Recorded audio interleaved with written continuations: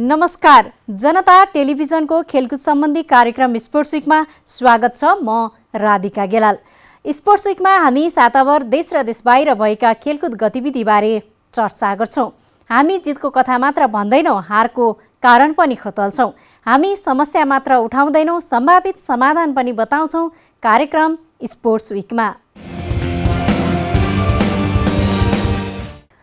राष्ट्रिय खेलकुद परिषदले कोरोनाका कारण अवरुद्ध खेलकुदका गतिविधिलाई सुचारू गर्ने भएको छ।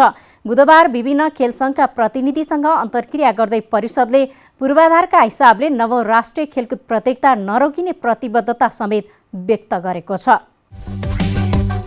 राष्ट्रिय खेलकुद परिषदले मेची महाकाली खेल जीवनलाई राखिपको निर्देशन नआएको भनी कुर्नुपर्ने अवस्थाको अन्त्य भएको भन्दै माथतका खेलकुद सङ्घहरूलाई सक्रिय हुन निर्देशन दिएको छ।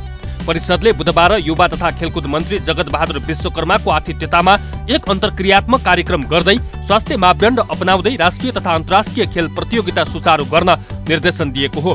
परिषदले नवौं राष्ट्रिय खेलकुद प्रतियोगिता यसअघि गण्डकी प्रदेशमा हुने भनिएको तर कोरोनाका कारण आयोजना गर्न नसकिएकाले अब सबै क्षेत्रले सामान्य गति लिएसँगै खेल जीवनलाई पनि सुचारू गर्नुपर्ने अवस्था आएकाले परिषदका तर्फबाट यस प्रतियोगिताका लागि आवश्यक पूर्वाधारको कमी हुन नदिने प्रतिबद्धता व्यक्त गरेको छ।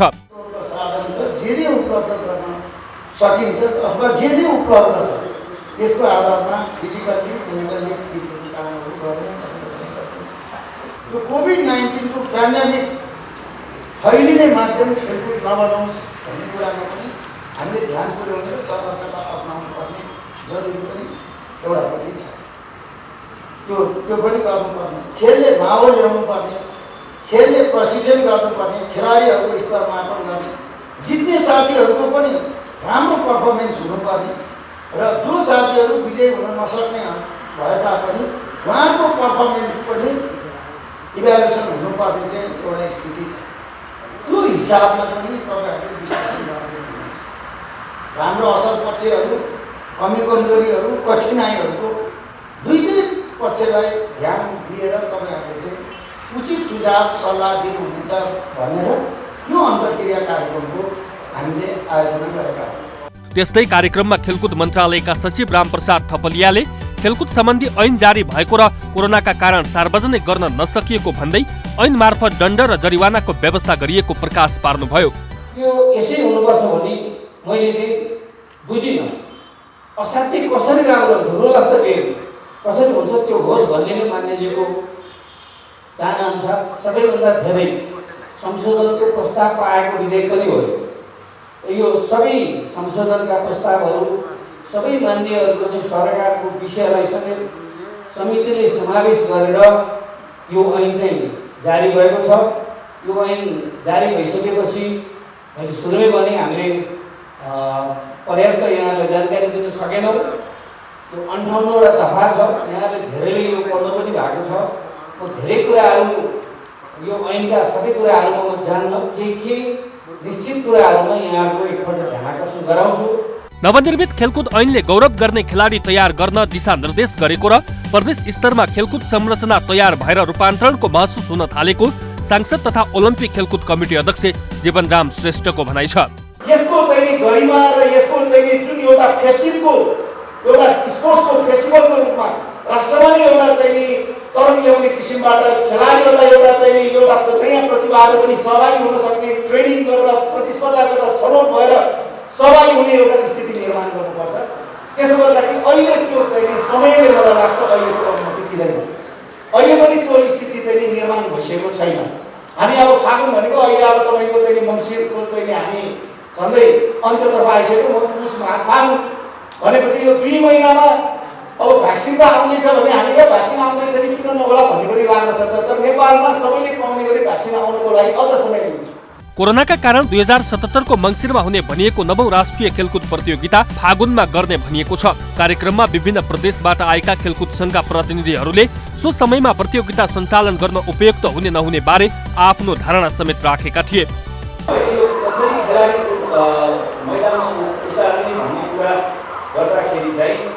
सम्बन्धित हाम्रो सङ्घको पनि अन्तर्राष्ट्रिय प्रोटोकल छ उतार्न, जस्तो फिफाले पनि कुन प्रोटोकल उतार्यो त्यो हाम्रो पनि त्यही प्रोटोकल अनुसार हामीले उतारेको हुन्छ। त्यसैले सम्बन्धित सङ्घले पनि आफ्नो अन्तर्राष्ट्रिय भनौँ सङ्घलाई चाहिँ भनौँ पत्र गऱ्यो भने कसरी हाम्रो गेम गराउने, कसरी भनौँ न के प्रोटोकल अप्नाउने यो परिस्थितिमा कोरोनाको बेलामा भन्यो भने चाहिँ उनीहरूले पनि हामीलाई गाइडलाइन दिन्छ। त्यही गाइडलाइन अनुसार हामीले चाहिँ यहाँ गेम गराउन पनि सक्षम जस्तो लाग्छ। म सम्झिन्छु सदस्य सचिवज्यूले अस्ति भनेको उतार्ने मात्रै ठुलो कुरा हो, सबैभन्दा ठुलो कुरा भनेको चाहिँ सेफ्टी नेट पनि हो। त्यसैले त्यसलाई पनि ध्यान दिइकन नेपाल एथलेटिक्स सङ्घले कोरोनाको बेलामा पनि हामी काम गरिरहेका छौँ। नेपाली राष्ट्रिय क्रिकेट टोलीको मुख्य प्रशिक्षकको खोजी करिब अन्तिम चरणमा पुगेको छ। नेपाल क्रिकेट सङ्घ क्यानले मुख्य प्रशिक्षकका लागि अन्तिम चरणमा 3 जना उम्मेदवारहरूसँग छलफल गरिरहेको छ। नेपाली राष्ट्रिय क्रिकेट टोलीको मुख्य प्रशिक्षकको खोजी करिब अन्तिम चरणमा पुगेको छ। नेपाल क्रिकेट सङ्घ क्यानले मुख्य प्रशिक्षकका लागि अन्तिम चरणमा 3 जना उम्मेदवारहरूसँग छलफल गरिरहेको छ। क्यानले अन्तिम छनौटका लागि तय गरेका 3 प्रशिक्षकहरूमा श्रीलङ्काली मूलका अस्ट्रेलियाली विश्व चर्चित प्रशिक्षक समेत रहेका डेभ वाटमोर सहित भारतीय अपूर्व देसाई र इङ्ल्यान्डका निल म्याकेर रहेका छन्। यति बेला लामो समय मुख्य प्रशिक्षकबिन रहेको नेपाली राष्ट्रिय क्रिकेट टोलीको मुख्य प्रशिक्षकको रूपमा नेपालको आउला भन्ने चर्चा र बहस चलिरहेको छ। भारतका उमेश पटवालले मुख्य प्रशिक्षक पदबाट गत फागुनमा राजीनामा दिएपछि उनको स्थानमा नेपालको क्रिकेट गतिलाई तीव्रता र गन्तव्य लक्षित स्थानमा पुर्याउन अब्बल प्रशिक्षक बाहेकको विकल्प रोज्न हुने भन्ने तर्क जोडतोडका साथ आइरहेको छ। प्रशिक्षक पदका लागि क्यानले आह्वान गरेको आवेदनमा 72 जनाले निवेदन दिएका थिए। 25 जनालाई मात्र अन्तर्वार्ताका लागि बोलाइएको थियो र आएका आवेदनकर्ता मध्ये सबैभन्दा दक्ष, योग्य र अब्बल नेपालको क्रिकेट हितका लागि तत्काल र दूरगामी आवश्यकता अनुरूप विश्वचर्चित डेभ वाटमोरको अन्य कोही पनि विकल्पको रूपमा मान्न सकिन्न। वाटमोरले अस्ट्रेलियाको राष्ट्रिय क्रिकेट टोलीबाट 7 टेस्ट र 1 एकदिवसीय खेल खेलेका छन्। अस्ट्रेलिया क्रिकेटका पूर्व खेलाडी समेत रहेका वाटमोरको तुलनामा क्यानले लबिङ गरिरहेका निल म्याकेर र अपूर्व देसाईको तुलना गर्न मिल्दैन। अपूर्व देसाई यसअघि पनि नेपाली राष्ट्रिय क्रिकेट टोलीको ब्याटिङ कन्सल्टेन्टको रूपमा काम गरेको भरमा क्यानको नजरमा परेका हुन् भने इङ्ल्यान्डका निल म्याकेरसँग क्लब स्तरको ठूलो टिम सम्हालेको सामान्य अनुभव समेत छैन। 66 वर्षीय वाटमोरसँग विभिन्न टेस्ट राष्ट्रको प्रशिक्षण सम्हालेको अनुभव छ। श्रीलङ्काले वाटमोरको प्रशिक्षणमा 1996 मा भारत, पाकिस्तान र श्रीलङ्काले संयुक्त रूपमा आयोजना गरेको विश्वकपमा श्रीलङ्कालाई उपाधि दिलाउन सफल भएका थिए। 1995 देखि 1997 सम्म श्रीलङ्काको राष्ट्रिय क्रिकेट टोलीको मुख्य प्रशिक्षकको रूपमा कार्यरत वाटमोरले पुनः 1999 देखि 2003 सम्म श्रीलङ्काको प्रशिक्षकको रूपमा काम गरेका थिए। यस्तै पाकिस्तान क्रिकेटको प्रशिक्षकको रूपमा 2012 देखि 2014 सम्म काम गरेको अनुभव भएका उनले बङ्गलादेशलाई पनि 2003 देखि 2007 सम्म प्रशिक्षण दिएका थिए। उनको प्रशिक्षणमा बङ्गलादेशले अन्तर्राष्ट्रिय क्रिकेटको यात्रालाई एक छुट्टै उचाइमा पुर्याएको थियो। यसपछि 2014 देखि 2016 सम्म जिम्बाब्वे क्रिकेटको प्रशिक्षण समेत सम्हालेका उनले विभिन्न फ्रेन्चाइज क्रिकेट टिमको प्रशिक्षकको रूपमा समेत काम गरिसकेका छन्। पूर्व अस्ट्रेलियन टेस्ट क्रिकेटर तथा श्रीलङ्कालाई 1996 को विश्वकप उपाधि दिलाएका प्रशिक्षक वाटमोरले पाकिस्तान, बङ्गलादेश र जिम्बाब्वे क्रिकेट टिम तथा आइपिएलमा कोलकाता नाइट राइडर्स टिमको प्रशिक्षकको जिम्मेवारी सम्हालिसकेका छन्।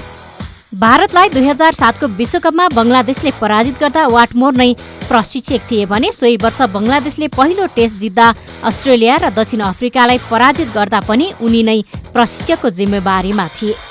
पाकिस्तान क्रिकेट टिममा समेत सबैभन्दा उत्कृष्ट प्रशिक्षकको नाम लिँदा यिनै वाटमोरको नाम अग्रपन्थीमा आउने गर्दछ।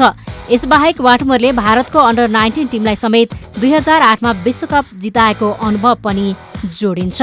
उक्त टिमका कप्तान अहिलेका विश्व नम्बर 1 खेलाडीको रूपमा रहेका विराट कोहली थिए। वाटमोरलाई नेपालको क्रिकेटको स्तर र नेपालको सम्भावनाको बारेमा पनि राम्रो ज्ञान रहेको छ।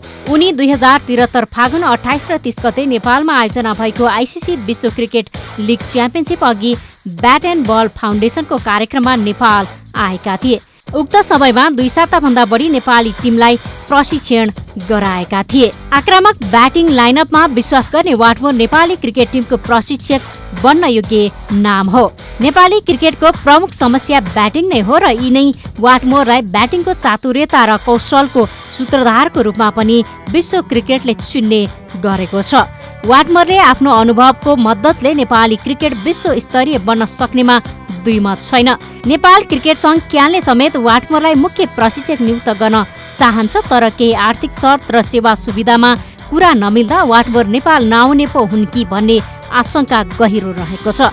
नेपाली क्रिकेटको विकासको गतिमा अवरोध आर्थिक पाटो मात्र हुन सक्छ, तर यदि क्यानले आइसिसीसँगको आफ्नो सम्बन्ध र आइसिसीले नेपालमा क्रिकेटको क्रेज र यस देशमा उसले गर्ने लगानीको फाइदा मध्यनजर गरेर क्यानले बलियो प्रस्ताव राखेमा वाटमोर नेपाल ल्याउन खासै मुस्किल विषय पनि होइन। वाटमोरको विकल्पको रूपमा क्यानले अन्य कुनै पनि बाँकी रहेका 2 उम्मेदवारलाई लिन पाउँदैन। वाटमोरको आगमनले उद्योगतिमा लम्किरहेको नेपाली क्रिकेटमा ठूलो र आवश्यक टेवा पुग्ने निश्चित छ। तसर्थ क्यानले आइसिसीसँग लबिङ गरेर हुन्छ कि अन्य कुनै जुहो जोडजाम गरेर हुन्छ, वाटमोरको नेपाल आउने इच्छालाई नजरअन्दाज गर्न मिल्दैन। यसअघिका मुख्य प्रशिक्षक भारतका उमेश पटुवालले मासिक $8,000 तलब पाउँदै आएका थिए। नेपाली क्रिकेट प्रशिक्षकको रूपमा कीर्तिमानी तलब बुझे पनि पटुवालको नेतृत्वमा नेपालले खासै सम्झन लायक प्रदर्शन गर्न सकेन। वाटमोरले क्यानको आह्वानमा सायद त्यसै दरखास्त हालेनन्। उनलाई पनि एसोसिएट राष्ट्रको हैसियत राम्रोसँग जानकारी नै होला। कतिपय विषय संवाद र छलफलबाट एउटा मिठो निष्कर्षमा पुग्न सक्छ। क्यानले वाटमोरलाई आर्थिक पाटोमा मात्र नसोची उनलाई अन्य पाटोमा विश्वस्तता दिलाएर नेपाल भित्र्याउन सक्नुपर्छ। गर्बिलो इतिहासका धनी र अब्बल प्रशिक्षकको कला रहेका वाटमोर बाहेक क्यानले अन्य कुनै पनि विकल्पमा अब अघि बढ्न मिल्दैन। नेपाली राष्ट्रिय क्रिकेटलाई विश्वमञ्चमा उभ्याउने हो भने अहिले स्वयं वाटमोर जस्ता विश्व चर्चित प्रशिक्षक नेपाल आउन इच्छुक रहेको समयलाई खेर फाल्न हुँदैन। अखिल नेपाल फुटबल सङ्घ इन्फाले बिहिबार कार्यसमिति बैठक बोलाएको छ। इन्फाले कार्यसमिति बैठकमा 23 एजेन्डामा छलफल गर्ने जनाएको छ। कोरोना भाइरसको महामारीले लामो समय प्रभावित बनेको इन्फा बैठकमा एजेन्डाको चाङ थुप्रिएको छ।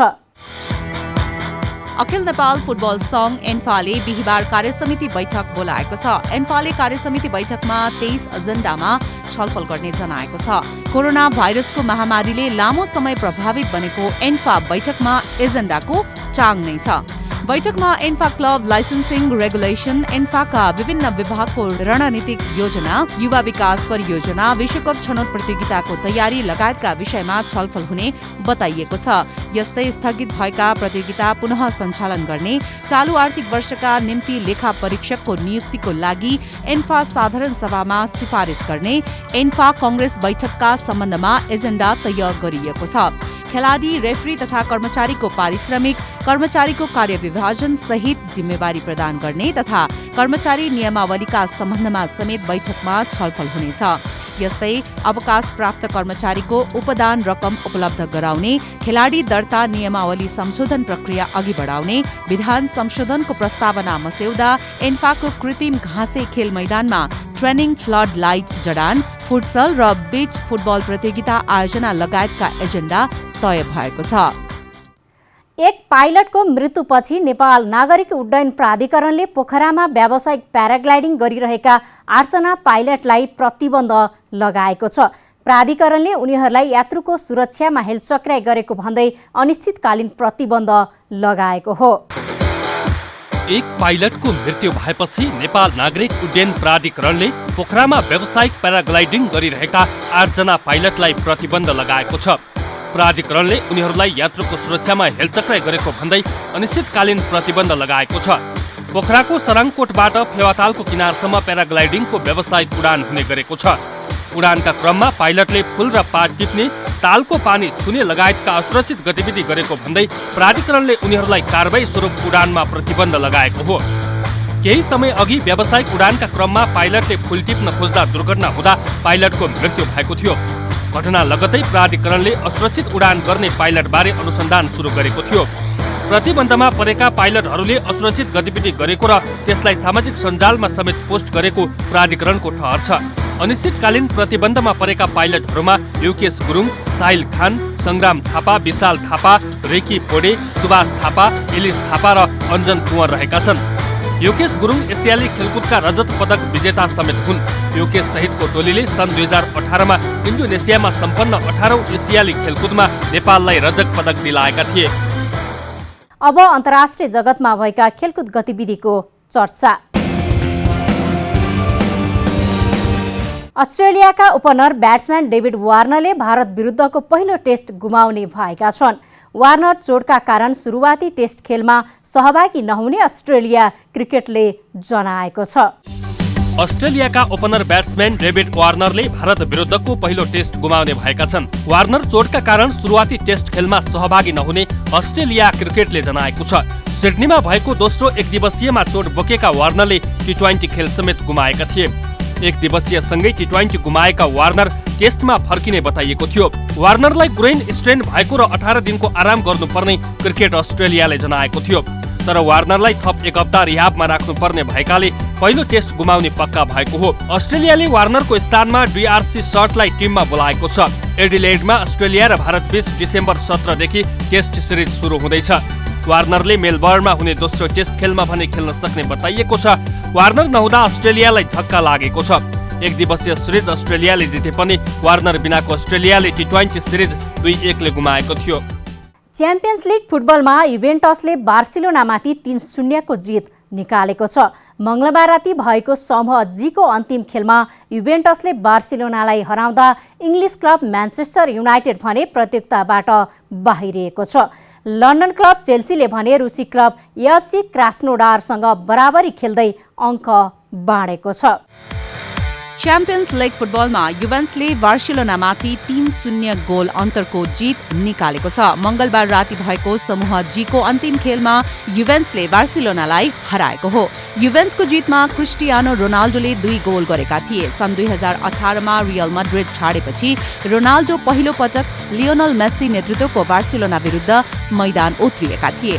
2 स्टारको भिडन्तको रूपमा हेरिएको खेलमा युभेन्ट्सका स्टार रोनाल्डोले पुनः आफ्नो छाप बनाएका हुन्। रोनाल्डोको पेनाल्टी गोलबाट युभेन्ट्सले खेलमा अग्रता लिएको थियो। वेस्टन म्यानकेनीले त्यसको 7 मिनेटपछि युभेन्ट्सको अग्रता दोब्बर बनाए। रोनाल्डोले 52 मिनेटमा पेनाल्टी मार्फत दोस्रो गोल गर्दै युभेन्ट्सलाई 3-0 को जित दिलाएका हुन्। यो सँगै रोनाल्डोले च्याम्पियन्स लिगमा 134 गोल संख्या पूरा गरेका छन्। सन् 2016 पछि समूह चरणमा बार्सिलोनाले पहिलो हार बेहोरेको हो। जितसँगै युभेन्ट्स समूहको शीर्ष स्थानमा रहँदै नकआउट चरण प्रवेश गरेको छ। बार्सिलोना पनि समूह उपविजेताको रूपमा अन्तिम 16 मा पुगेको छ। सोही समूहको अर्को खेलमा डायनामो किभले फेरेन्को ब्रोसिटिसीलाई 1-0 गोल अन्तरले पराजित गरेको छ। मंगलबार राति नै भएको समूह एच को इङ्ग्लिस क्लब म्यान्चेस्टर युनाइटेड प्रतियोगिताबाट बाहिरिएको छ। समूहको अन्तिम तथा निर्णायक खेलमा युनाइटेड लाइप्जिगसँग 3-2 गोल अन्तरले पराजित भएको हो। समूह चरणमा 9 अङ्क जोडेका दुवै टिमलाई नकआउट चरण पुग्न जित आवश्यक थियो। घरेलु मैदानमा निकै आक्रामक देखिएको लाइप्जिगले 69औं मिनेटभित्र 3-0 को अग्रता बनाएको थियो। युनाइटेडका ब्रुनो फर्नान्डेजले 80औं मिनेटमा पेनाल्टीमा गोल गर्दै अन्तर घटाउने प्रयास गरेका थिए। त्यसको 2 मिनेटपछि ब्रुनोकै पासमा पाउल पोग्बाले गोल गर्दै युनाइटेडको आश जीवित बनाएका थिए। तर थप 1 गोल गर्न नसकेपछि युनाइटेड समूह चरणबाटै बाहिरिएको छ। घरेलु टोलीले सुरुवातमै एन्जेलोनीको गोलमा खेलमा अग्रता बनाएको थियो। सोही समूहको अर्को खेल स्थगित भएको छ। पीएसजी र इस्तानबुल बासाकेसेर बीचको खेल तत्काललाई स्थगित भएको हो। यता लन्डन क्लब चेल्सीले रुसी क्लब एफसी क्रास्नोडारसँग बराबरी खेल्दै अङ्क बाँडेको छ। समूह ई को खेलमा चेल्सीले 1-1 गोलको बराबरी खेल्दै अङ्क बाँडेको हो। खेलमा अग्रता क्रास्नोडारले रेबेलाका बिलाको गोलबाट लिएको थियो। जोर्गिनोले त्यसको 4 मिनेटपछि पेनाल्टीमा गोल गर्दै खेल बराबरीमा ल्याएका थिए। चेल्सी यसअघि नै समूह विजेताको रूपमा नकआउट चरण पुगिसकेको छ। सोही समूहको अर्को खेलमा स्पेनिस क्लब सेभियाले फ्रान्सेली क्लब रेनिसलाई 3-1 ले हराएको छ। बोरुसिया डर्टमन्ड समूहको शीर्ष स्थानमा रहँदै नकआउट चरणमा प्रवेश गरेको छ। समूह एफ को अन्तिम खेलमा सेन्ट पिटर्सबर्गलाई 2-1 पराजित गर्दै डर्टमन्ड अन्तिम 16मा प्रवेश गरेको हो। एक खेल अगावै नकआउट चरण पुगेको डर्टमन्डलाई समूह विजेता बन्न अन्तिम खेल जित्नुपर्ने थियो। सोही समूहको अर्को खेलमा दोस्रो स्थानको लाजियोले क्लब ब्रुग्रेससँग 2-2 गोलको बराबरी खेल्दै अङ्क बाँडेको छ। लाजियो यसअघि नै नकआउट चरणमा प्रवेश गरिसकेको थियो। अन्तिम 16को ड्र सोमबार सार्वजनिक गरिनेछ। राष्ट्रिय तथा अन्तर्राष्ट्रिय खेलकुद गतिविधिको अपडेट स्पोर्ट्स विक आजलाई यति नै। नमस्कार।